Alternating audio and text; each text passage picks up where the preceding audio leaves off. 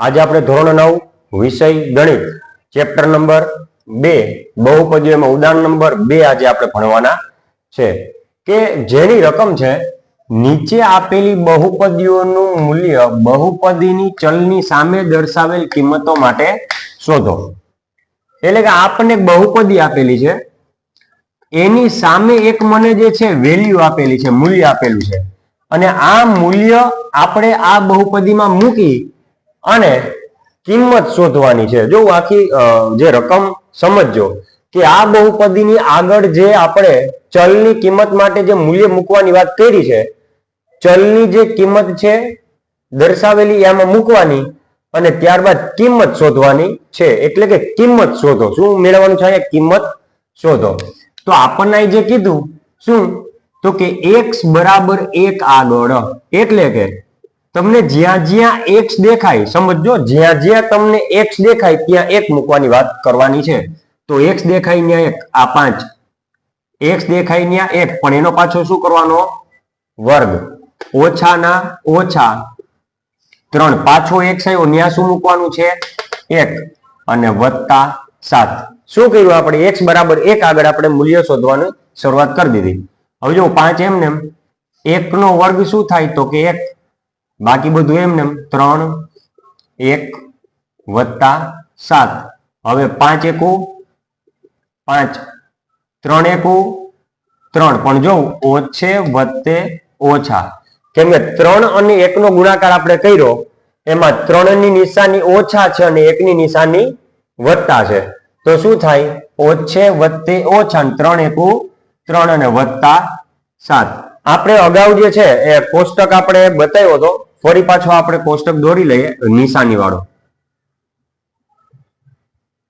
વત્તે વત્તે શું થાય તો કે વત્તા, ઓછે ઓછે શું થાય તો કે વત્તા, ઓછે વત્તે શું થાય તો કે ઓછા, અને વત્તે ઓછે શું થાય તો કે ઓછા। ફરીથી વત્તે વત્તે વત્તા, ઓછે ઓછે વત્તા, ઓછે વત્તે ઓછા, વત્તે ઓછે ઓછા। હવે અહીંયા શું છે? 3 ની નિશાની ઓછા અને 1 ની નિશાની વત્તા, એટલે ઓછે વત્તા ઓછે વત્તે શું થાય? તો અહીં જો જોઈ લો, ઓછે વત્તે શું થાય તો કે ઓછા, એટલે જો મેં અહીં નિશાની કઈ મૂકી? ઓછા। હવે સિમ્પલ, 5 માંથી 3 જાય તો 2, આનું પેલા સાદુરૂપ કર્યું અને પછી પાછળ છે વત્તા 7, અને ડાયરેક્ટ કરી નાખો તો પણ ચાલે। જો 5 માંથી 3 જાય તો 2 અને 2 માં 7 ઉમેરો તો 9, એટલે ડાયરેક્ટ તમે જવાબ લખી નાખો તો પણ ચાલે। હવે એટલે કે p ઓફ 1 બરાબર 2 માં 7 ઉમેરો તો કેટલો જવાબ આવ્યો? 9। એટલે કે આ બહુપદીમાં x બરાબર 1 આગળ મને મૂલ્ય શું મળ્યું? કિંમત શું મળી?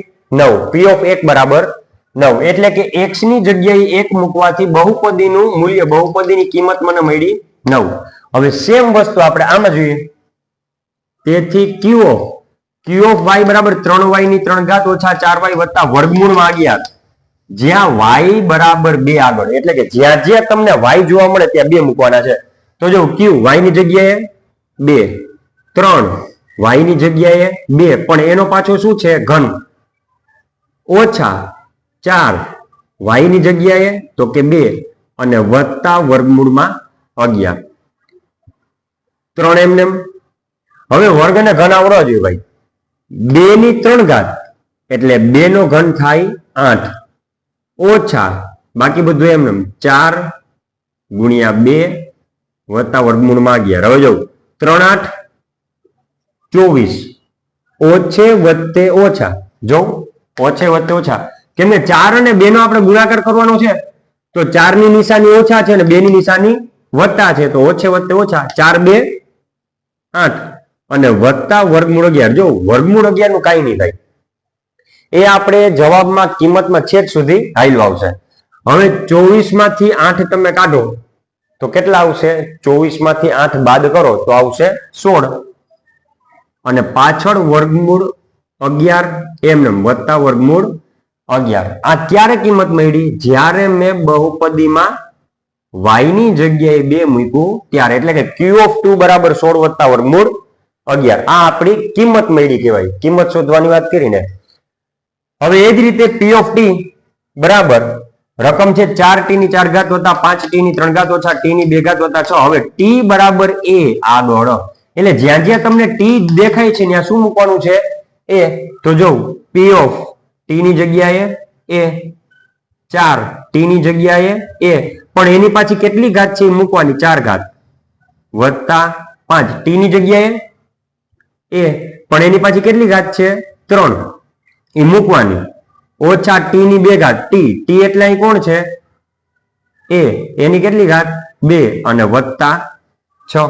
ચલો સાદુરૂપ આપી દે, પી ઓફ એ બરાબર 4, એની કેટલી ઘાત છે 4 ઘાત વત્તા 5 એની કેટલી ઘાત છે 3 ઘાત ઓછા એની કેટલી ઘાત છે 2 ઘાત અને વત્તા 6.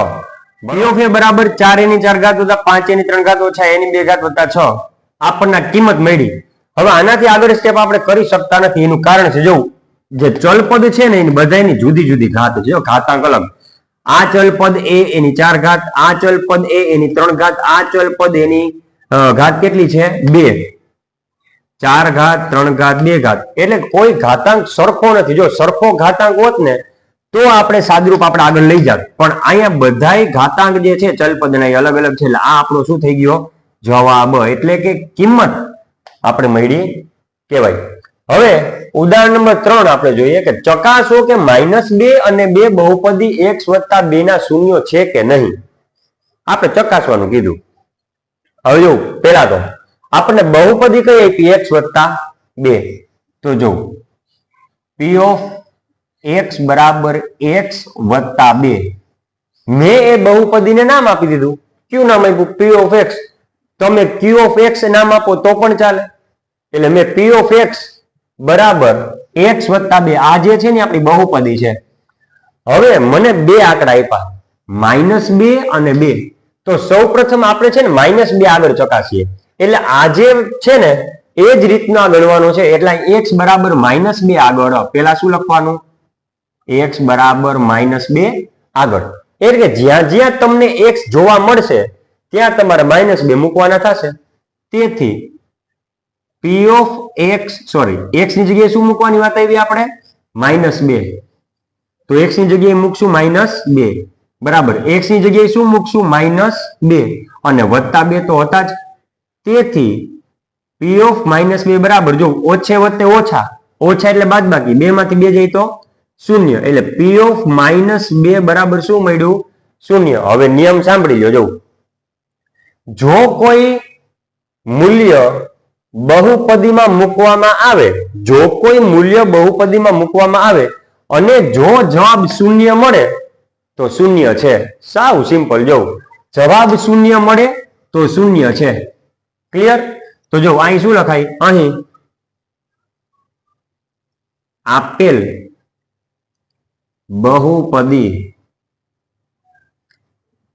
x વત્તા 2 નું 0 -2 છે. એનું કારણ છે શા માટે -2 એ બહુપદી x વત્તા 2 નું 0 છે, કારણ કે મેં x ની જગ્યાએ -2 મૂક્યા તો મને જવાબ કેટલો આવ્યો 0.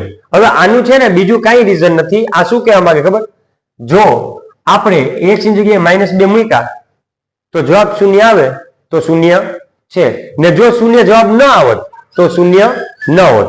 ચાલો આપણે 2 છે ને એની ચકાસણી કરી લઈએ. તેથી p ઓફ x બરાબર, પેલા બહુપદી લખીએ, p ઓફ x બરાબર x વત્તા 2.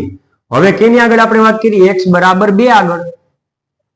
ચાલો હવે તમને જ્યાં જ્યાં x દેખાય ને ત્યાં તમારે 2 મૂકવાના છે. સિમ્પલ વસ્તુ, x ની જગ્યાએ 2 બરાબર, x ની જગ્યાએ 2 વત્તા 2, તેથી p ઓફ 2 બરાબર 2 માં 2 ઉમેરું તો 4, એટલે કે 0 જવાબ ના આવ્યો. 4 નો મિનિંગ શું થાય કે 0 જવાબ આવ્યો નહીં. એટલે કે આ જે છે ને આના ઉપરથી હું કહી શકું કે અહીં આ જે એ રીતે લખી શકો ને, બીજી રીતે તમને લખાવું. અહીં 2